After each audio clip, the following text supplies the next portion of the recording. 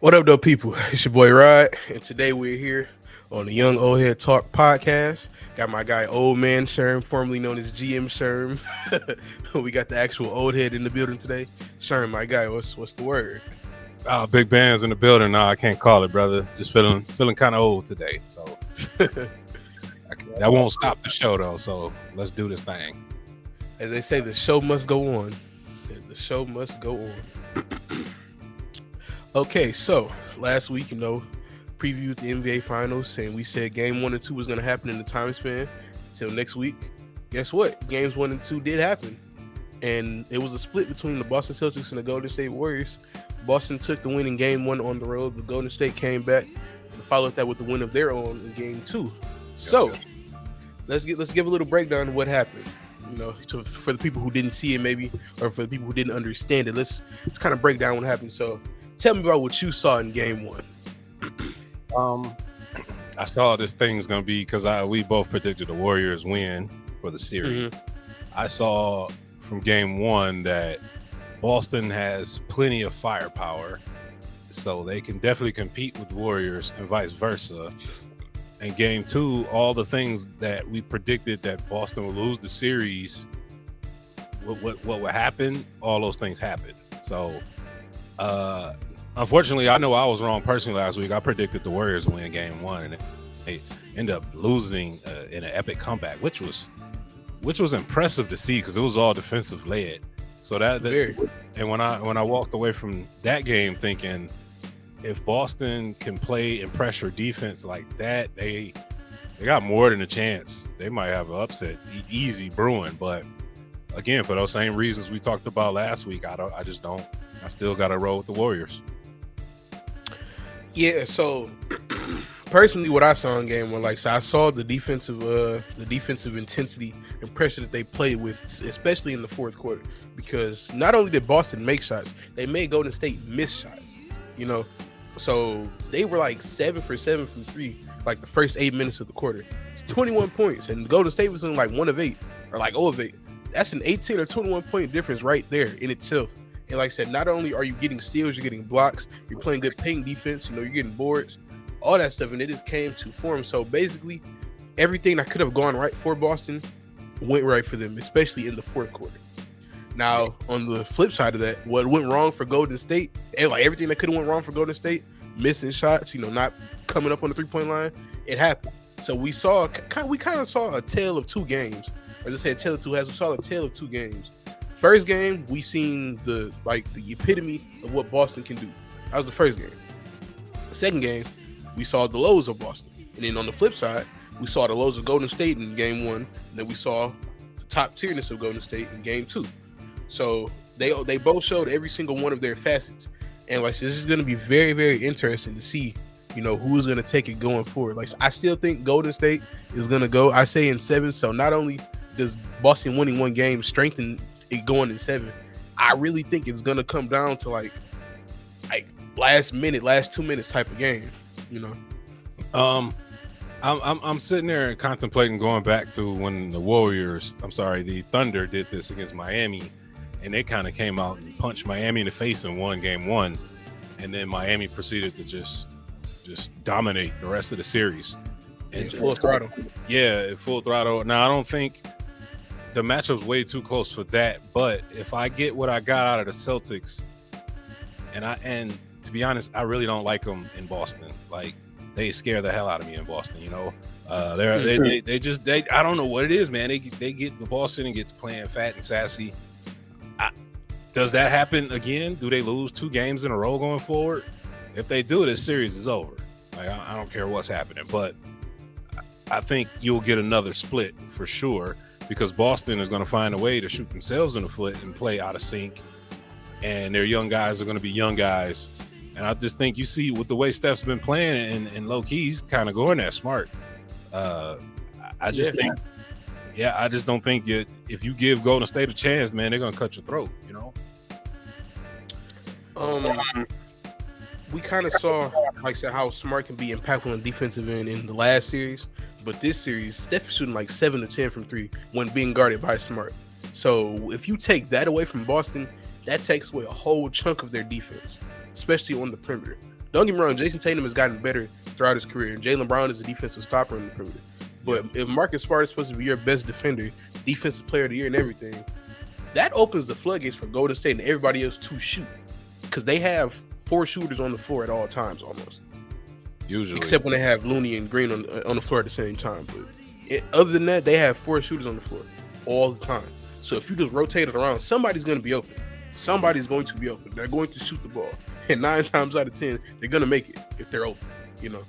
So both of the games I feel like have gone in a similar path. Close first quarters, excuse me, close second quarters.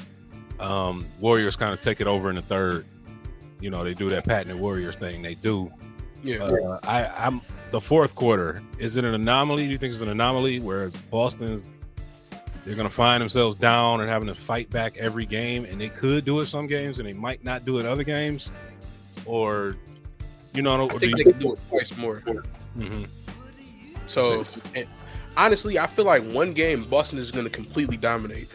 I don't know if it's going to be game 3 or 4, but I think it's going to be one game where Boston just comes out and, like I said, they're hitting shots again and they're playing defense. Because I predicted, the series was going to go Boston. No, I said the series was going to go Golden State win the first 2, but after Boston won the first game, I kind of flipped it around a little bit. So I said it's going to go Boston, Golden State, Boston, Golden State. So it's going to be 2-2 going back to Golden State. Golden State will win back-to-back. No. Golden State will win in Game 5, lose in Game 6, and then take it back home in Game 7 and win. That's what I think is going to happen now. I'm not ready to predict the path yet, but I just still got the Warriors in 6. I still got it. I guess there's only a few ways it could play out. And here's my thing with the way they've been officiating so that blowout game, that it's funny, the NBA likes to announce their refs. Certain ref crews, the moment you hear it, that is going to be slanted highly in the home team's favor. Scott Foster. That's probably going to be game 4. I don't know if he's going to be an officiating finals crew, but that's usually how that plays out. Game 3 will probably be tough nose, and game 4 will probably be that blowout, and it's 2-2 again. Yeah. Now from there, they're going back to San Fran. I don't know. It can go either way. I fear Boston on the road way more than I do at home, and that's crazy because I think they're 8-3 on the road right now, and like 5-4 at home. Like that's concerning, man. You got to be a road warrior, yes, but you can't give away home games in the NBA playoffs because I don't think, mind you, Golden State blew a big lead. I don't think you're going to see him blow another big lead like that, period. Yeah. Like, that's over with for the season. Something's going to give, but as long as Draymond doesn't get too emotionally involved and sidebar, I'm so disappointed with the internet that are like trying to get Draymond suspended for 10 games for whatever he did. 10 games? 10 games is crazy. I'm being, I'm making up stuff, but I'm just saying, like people wanted him gone, 2 minutes into the second quarter, and it's like, hey, you're not gonna toss Drake. Nobody's getting tossed that early if they're an impactful player. But this is still a product. We can't give away games like that. And if you did something stupid later in the game, maybe, but I just don't think he did anything warranted. Draymond's like a 2000s version of a old school 80s irritant. You know what I mean? A Kurt Rambis or Bill Laimbeer type. Those guys are gritty scumbags. Draymond just plays hard nose and pisses people off, and people can't handle it these days. So that little psychological edge, if Boston doesn't come out a guy that kind of matches that, because Draymond's out there with a leather coat with spikes on it, just roughing up guys on the playground, and the refs are like, hey man, don't look at me. You better figure it out. And I love that, but I need him to walk that line and don't get tossed, because if he gets tossed, they could potentially lose it. And I don't know about his suspension count with Tex and all that, but we don't need another 2016 where Draymond can be pinpointed for losing a title. I feel like Boston has that guy though in Marcus Smart. If we're being honest, like he's the guy that says irritant. I'm not gonna call him a gritty scumbag, but he's very irritating. This is the type of player he is, and that's fine. Especially you want him on your team. You hate playing against him, but you want him on your team. So they have that guy. He needs to tap into it. I've seen him do it. We all know he can do it. He needs to tap into it. Do the same thing Draymond's doing. My only thing is when we go back to that experience thing, Draymond knows how to go out there and do it. He's fought these battles. I don't know if Marcus Smart can just pull that out of him and it still works. But I get you though. You trying to intimidate two Hall of Famers, because I mean Steph's not, man, he can't pull that on Steph. Who's gonna pull that on? You know, 3 Hall of Famers. Well, yeah, and that's what I'm saying. Like for Draymond, it's a bunch of young guys that's never been here. Mm-hmm. They might be in that moment. They might get a little frazzled and let that thing get to them. Marcus Smart, I don't believe. I get what you're saying. I like his ability to be an irritant, but I just don't believe that's gonna work with Steph and Clay. And Clay's not even playing his best ball right now, so I don't know. Al Horford's gonna have to be the guy, or Jason Tatum's gonna have to shove the hell out of somebody. You know what I mean? Just to prove that we're not gonna be punked around. Yeah, get him fired up a little bit, you know. Yeah, just because Draymond's out there, he's gonna be the one to out tough you, and Steph is gonna be the one that like rocks you to sleep. And you're like, oh, okay. But Draymond is the one that's got you out your game, and now Steph here, he's come chucking from 30, and now it's cash. Yeah. Now you're like, what do we do? Look at me on a personal 12-0 run. You're like, what just happened? The third quarter just happened. Yeah, literally. Now you're down 16. So it's happened 2 games in a row against Boston. I don't foresee it happening 4 games in a row. It probably happened one more time in Boston, but I don't think it'll be both games. But if it is, the series is over. Oh no. Let me not say that. Raising some eyebrows there. I was about to say that's too hot of a take for me. But if they walk out of Boston with 2 W's, the series is over, and I don't think nobody's gonna dispute that. I don't see them walking out of Boston with 2 victories. Right. I don't know which game is gonna be. I believe it's gonna be 3 because I want the series to stay true to form so far. But one game, Boston is gonna go off. One game, because it happens in every series for Golden State. They slip up one game. Now, that game could have been game 1, but I don't foresee it happening because, like I said, the matchups for Boston just fit so nicely and so seamlessly against basically every team in the league, So, yeah, no, Tatum's going to drop 30 in one game, and then Brown's going to drop 25 to 30. And then they might need a guy like Derek White or Al Horford to come through again, Now, shout out to the assistant GM Fresh over there. Yeah.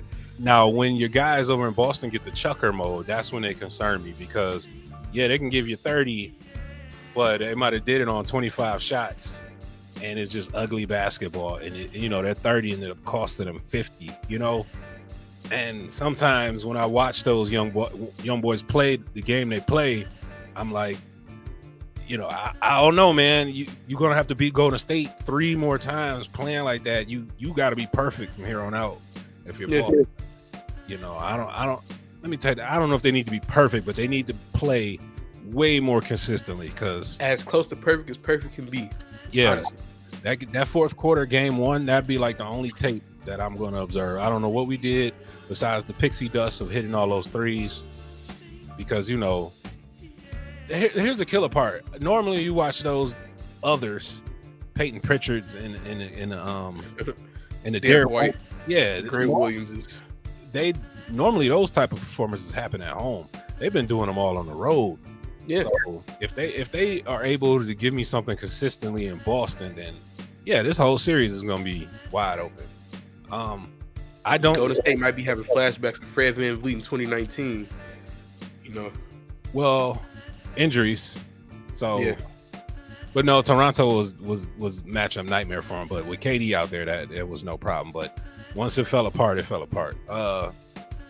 No, I don't know if there's even going to be any Fred Van Vliet moments on this Boston. Mm-hmm. I really don't. If there is, it's got to be, who is it? Peyton Pritchard. You know what I mean? Pritchard or White, one of the 2.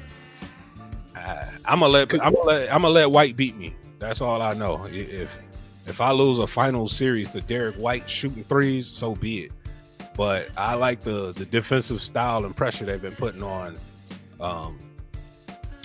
Brown and Tatum, especially when Draymond comes out and checks Brown, and hell, they'll even throw off a little mismatch with Curry trying to check Tatum, and once or twice or 3 or 4 times it's actually worked.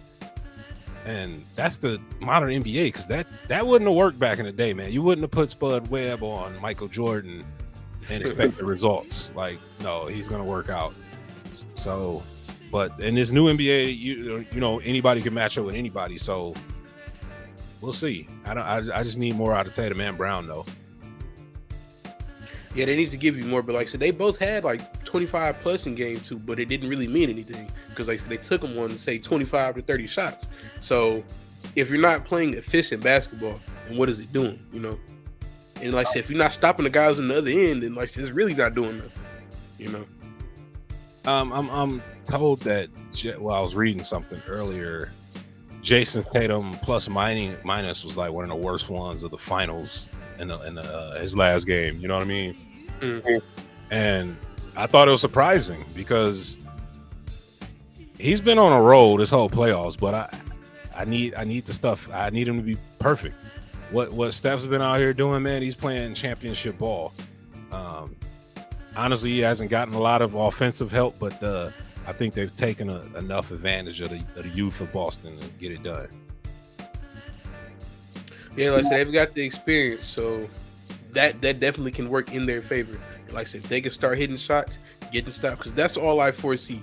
If you can hit shots and get stops, you'll be fine if you're Golden State.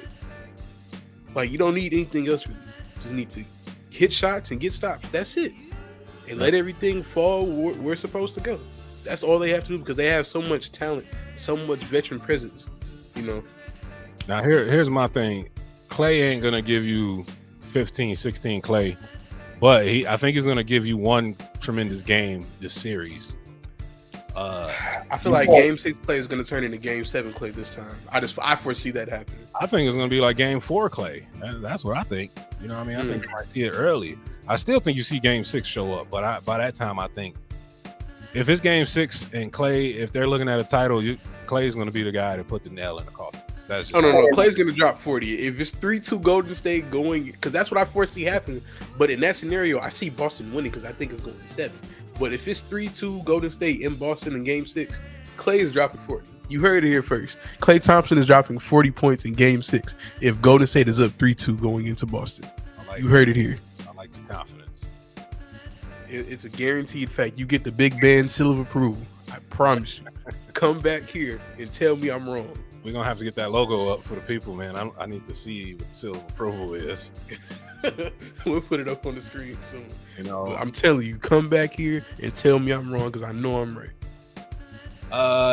I think Game 3 is in line for some BS though, because everybody's making a big deal out of Draymond hopping online and saying, "Yeah, I know how they officiate me. I know what I can and can't get away with," and people are pissed off about that. So I think, but he's not wrong. We all know it. He's not. But he said something.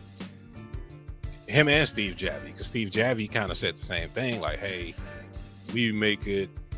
Our refs are situationally aware when they shouldn't be. You should just call fouls and whatever, and you shouldn't worry about who got 5 fouls or whatever."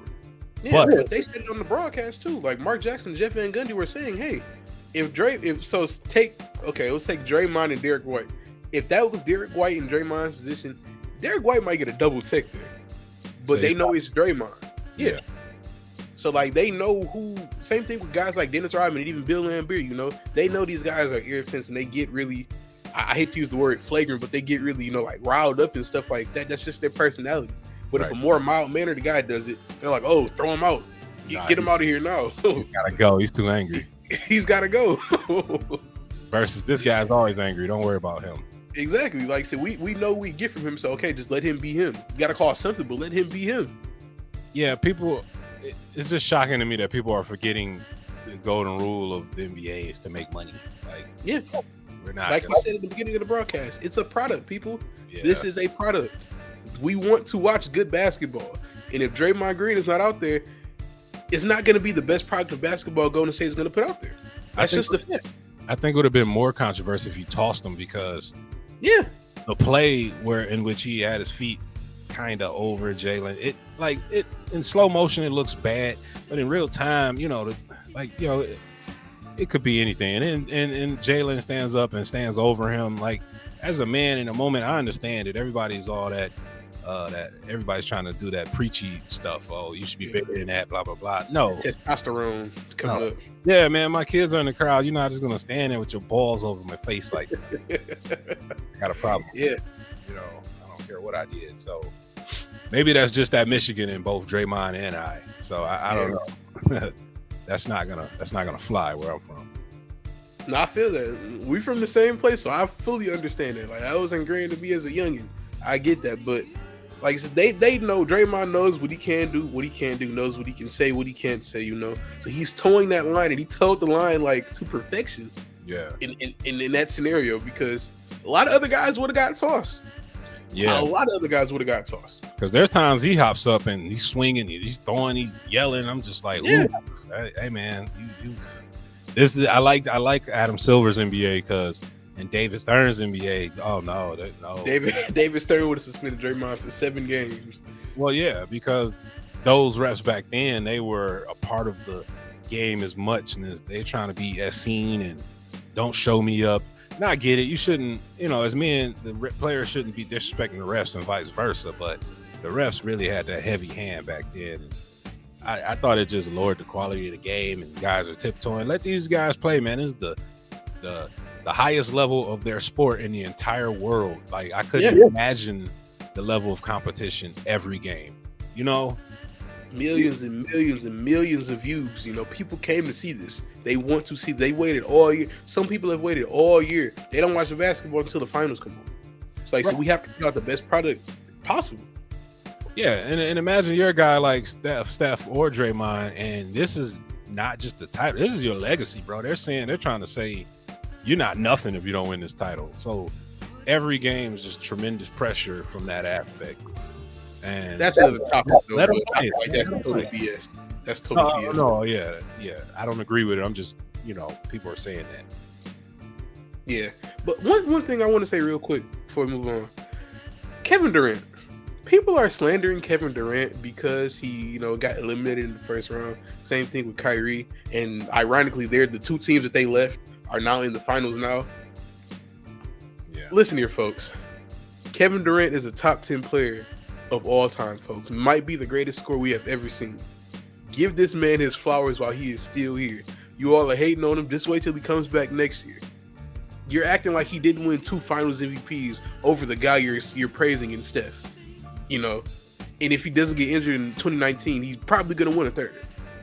Let's just keep it real. Definitely going to win a 3rd. Yeah, definitely. No Kevin Durant slander will be tolerated on the Young Old Heads Talk podcast. I'll make that known right now. The only slander I got for KD is, man, get off Twitter. Like, he's got an opinion for everybody, man. Leave that alone. Nobody cares, man. Go be top 5, like you are, or top 10 or whatever, Yeah. But Brooklyn should be nasty next year. The NBA, there's going to be a wild NBA summer.